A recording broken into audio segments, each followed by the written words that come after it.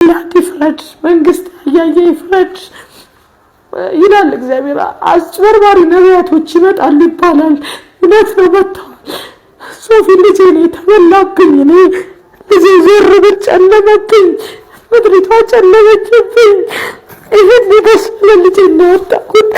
ከቁጥር ልጆቼ ጎደሉ፣ ልጆቼ ከቁጥር ነው የጎደሉት። ልጅፋ ወልዷል።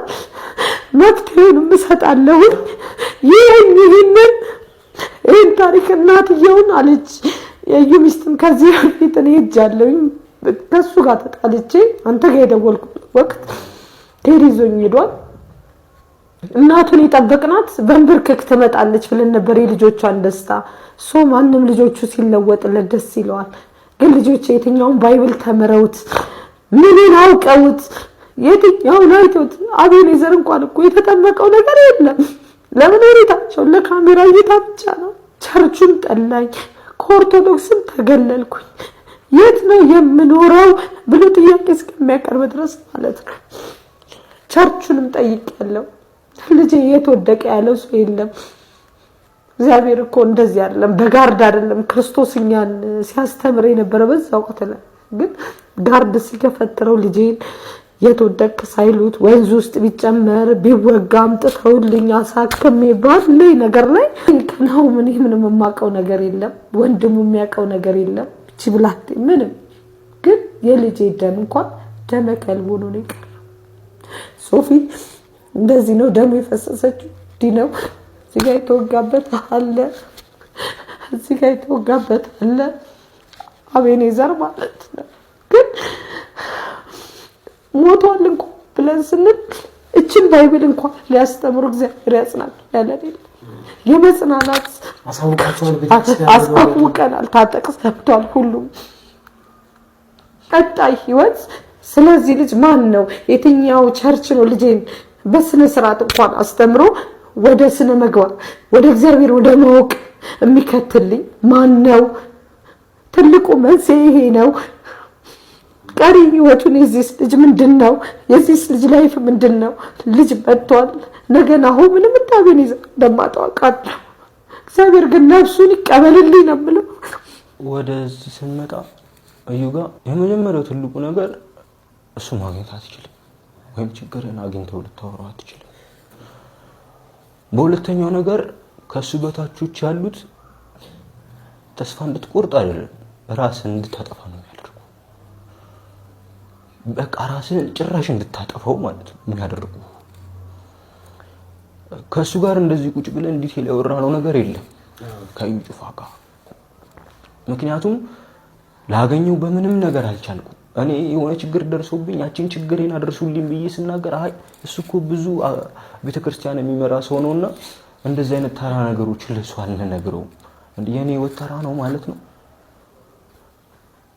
ከሚገርም ሙጂብ ከዚህ በፊት እኔ ነኝ ይዤ ሄድኩት ወደዛ ቦታ። በእኛ በኩል ደግሞ ስትመጣ እኛ የተፈለግንበት አላማ በዛ ልክ አልነበረም። ለምሳሌ ደህንነትን ይስማር የተማርኩት ደህንነት 1 ወር ነው። ከ1 ወር ውስጥ 4 ቀን የተማርኩት። ተጠመቅ 4 ቀን ተምረን ተጠመቀው 4 ቀን የተማርኩት። ደቀ መዝሙር ምናምን ማቆ ታሪክ የለም። ከተጠመቅኩ በኋላ ግን የባሰባሰብኝ ደም የፈሰሰበት ቦታ ላይ ነው የተጠመቅኩት። ደሜን ያፈሰስኩበት ቦታ መጀመሪያ ምርሽኩት እዛሽ ቦታ ላይ ነው። እዛሽ ቦታ ላይ ነው ደግሞ የተጠመቅኩት። የሚገርም እና እዛ ተጠመቅን ምናምን ነገር። ከጥምቀት በኋላ መጣን። ቄሱም አብሮ ነው የተጠመቀ የነበረው። ግን ያው ቄሱ ከኛ ጋር ያወራም ነበር እሱ ምናምን ነገር እንደዚህ እንደኛ ምናምን ከኛ ጋር ምናምን ፍሬ አልነበረም። እሱ ያው ከነሱ ጋር ብዛት ሲቀመጥም ከነዩ ፊት ለፊት ነው የሚቀመጠው ምናምን እና ከቄሱ ጋር ኛ ግንኙነት የለንም። ብራዘር አልተጠመቀም ጭራሽ። ደህንነቱንም አልመጣም፣ ጥምቀቱንም አልመጣም። ከማን ጋር ተጠመቃችሁት? እኔ ፍቃዱ፣ ቴዲ ሶስታችሁ 4 ቀን ተምራችሁ ተጠመቃችሁ? ሶስታችን አንድ እኩል ነው የተማርነው። ተጠመቅን። ባለቤቴም አንድ ላይ ነበረች። እሷ አልተጠመቅም አለች። ጭራሽ ቸርች ቀረች እሷ። እኔ እዛ ቸርች አልሄድም አለች። ከሷ ጋር ራሱ በጣም ረጅም ጸብ ነበረን ከባለቤቴ ጋር ምናምን እስከ መፋታትም ደረጃ ደርሰናል። በምን ቤተሰቦቿ እሷ ትንሽ ያከራሉ ምናምን እንዴት እዛ ቦታ ትሄጃለሽ ምናምን። በዛ ላይም ደግሞ እሷም ደግሞ በቃ ጭራሽ ደግሞ እንትን አለች። ቤተክርስቲያን ምናምን አልፈለገችም። በቃ ታዲያ ምን ሆነ በዛ መሃል? ከዛ በኋላ በጣም ብዙ ጊዜ ተደጋጋሚ ራሴን ላጠፋ ሞከርኩ። ከዛ በኋላ ሆዴን እንደዚህ መርሼ ታጠቅ መጥቷል ቤቴ ሊጸልይልኝ እንደገና ከዛ በኋላ ደሜን አፍስሼ እንደገና ከዛ በኋላ ደሜን አፍስሼ ይሄው ይሄንን ማለት ነው ታጠቅ መጥቶ ነው ደሜን አፍስሼ ታጠቅ መጥቶ አሁን ነገር ለምን ውሸት እንዳይመስል አሁን ስልኩን ደውልለትና ትሰማዋለህ ደሜን አፍስሼ ከዛ በኋላ መጥቶ ጸልየውልን ምናምን ነው የሄዱት ጸልዩልኝ ብዬ ጠርቻቸው እና አንዳንዴ ምን ይሰማኝ ነበር መሰለ ልክ ሲድ በቃ ውስጥ ይቀጥልብኛል ጠራቸውና አረዩ ከጸለየልኝ አዩ አይችልም እባላለሁ እመለሳለሁ ወይ የሆነ ሰው ቢጸልይልኝ እዩ ስለጸለየልኝ ብቻ እንትን አይደለም የሆነ ሰው ቢጸልይልኝ ይላሉ አንዳንድ ፓስተሮችን ጠራና ባካችሁ ጸልዩልኝ ምልበት ጊዜ ያለኝ በራሴ ምክንያቱም ሞክር ያለው ብዙ ከዛ በኋላ ግን ያ ነገር አልሆነም ተባለ ብር